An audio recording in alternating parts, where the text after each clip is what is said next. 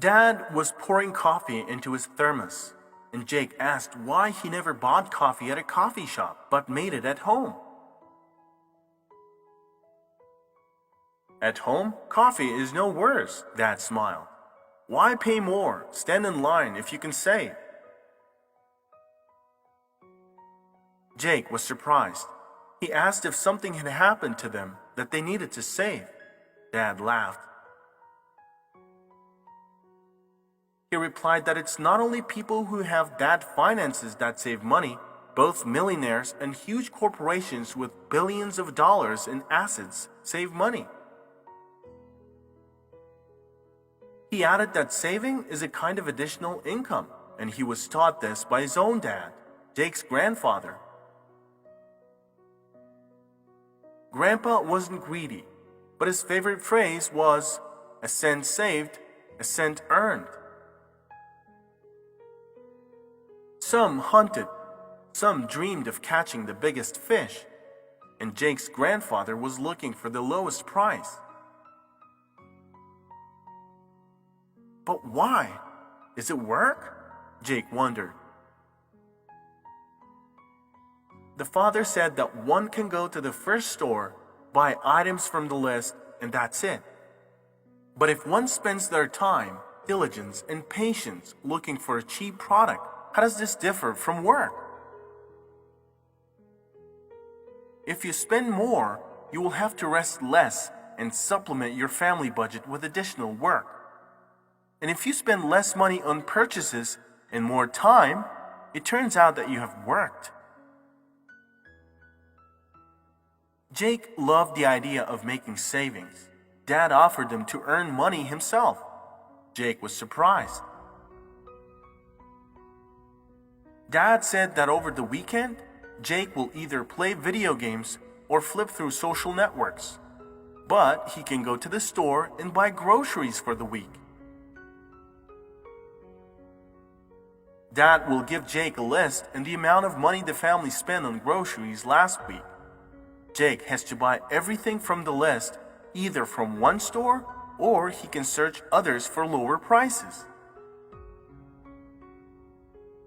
Dad added that Jake could keep the money he saved.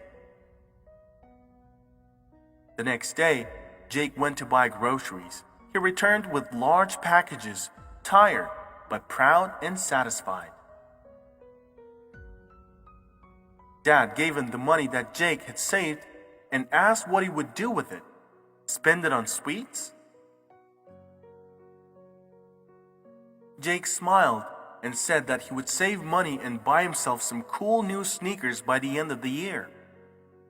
Dad praised him and said that now he understood exactly the meaning of his grandfather's proverb. Yes, now I understand that saving is work. And I also learned that money is not given just like that. If I save money, then you will need to work less, and you will spend more time with us.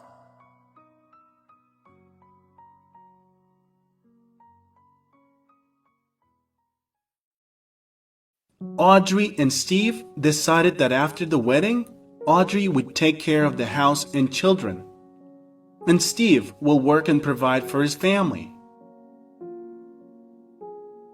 Audrey and Steve bought a nice house. They had wonderful children, but Audrey was getting sadder and sadder every day. Steve worried about his wife's condition and found a psychologist for her. Audrey went to the first session. The psychologist listened to Audrey and then asked what worried her. "Sometimes it seems to me that my whole life is in vain," Audrey said. "I know that I have wonderful children and a husband, that they need me, but my work is not visible. My husband creates projects, makes the world a better place, and I just cook and clean. And the next day, the dust is back and the food ends." The psychologist smiled and set a date for the second session. They had 10 meetings, but Audrey did not get better. The psychologist asked Steve to come instead for the next session. Audrey's husband was surprised and a little indignant, but he showed up. And the psychologist asked him what was the reason for Audrey's depression. "I think it's the absence of a job," Steve replied. "Here I have projects after projects, so I don't think about the meaning of life. I have no time to be sad, and I'm not depressed." The psychologist smiled and suggested an experiment. Steve will take a mini vacation and will not do anything of what Audrey does. The psychologist will pay for every day of Steve's rest if he lasts 7 days. And only he will do the small housework. Steve agreed. They agreed to meet in a week. But 4 days later, Steve walked into the psychologist's waiting room. He looked bad. Steve said he didn't need any money, and he goes to work tomorrow. He can't take it anymore. The psychologist was surprised. "It's some kind of vicious circle," Steve said. "I'll only clean the house, but an hour later, dirt, scattered things, and toys appear again from somewhere. I went to the grocery store, and did you know that there are more than 30 types of baby cereals alone? And how do I remember what my children eat?" The psychologist smiled, and Steve continued that he had no idea how much energy the household chores required. He lost 3 kilograms, and during this time, there was not even a day for him to simply rest for an hour. "Now you understand how your wife is doing?" The psychologist asked. "How much she needs to know that you notice her work?" Steve nodded. He returned home. He brought Audrey flowers and said that project management is much easier than doing household chores. And he was a big fool that he did not understand this before. From that day on, Steve noticed and thanked his wife for everything. For a delicious dinner, clean clothes, a new color of the walls, lessons with their children. Audrey's depression was gone because she knew that she was doing very important and necessary work. After all, the best way to cheer up your wife is to thank her for her work. Share this video. Spread true love.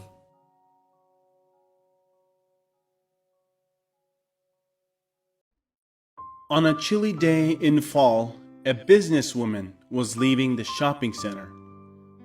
She passed by a woman with a cart where she received old clothes to help the poor. The woman called out to the businesswoman and asked if she had old things that she didn't need.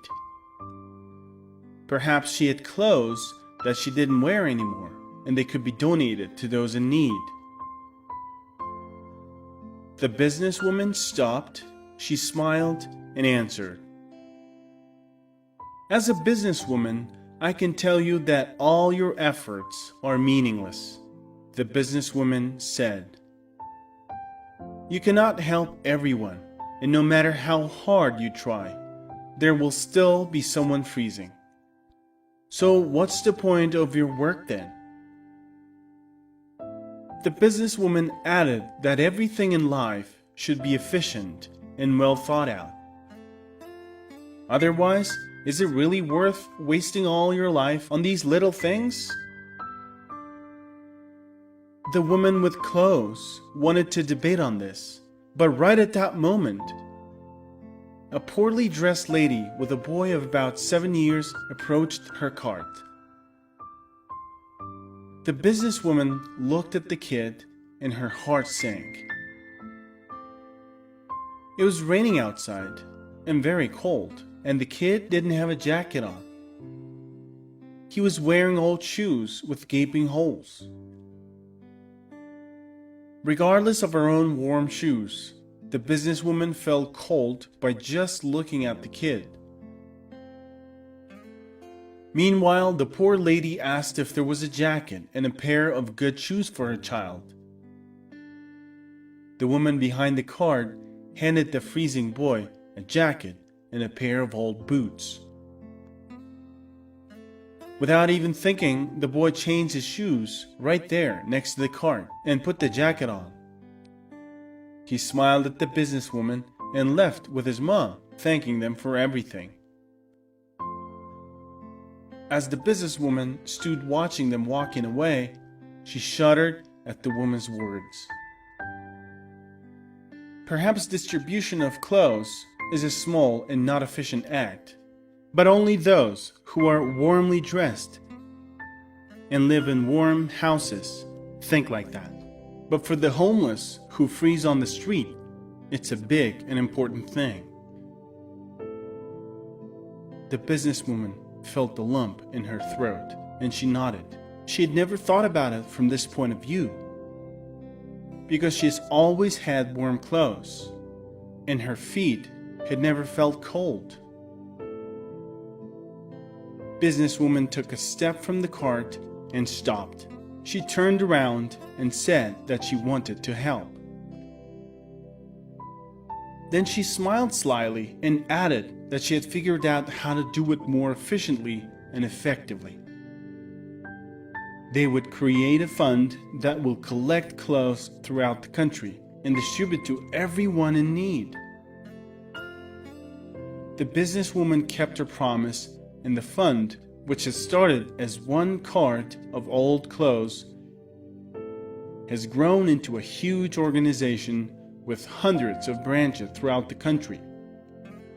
Thousands of people received help from it. The businesswoman realized that it's better to do good deeds, even by small actions, rather than talk about helping people without any actions.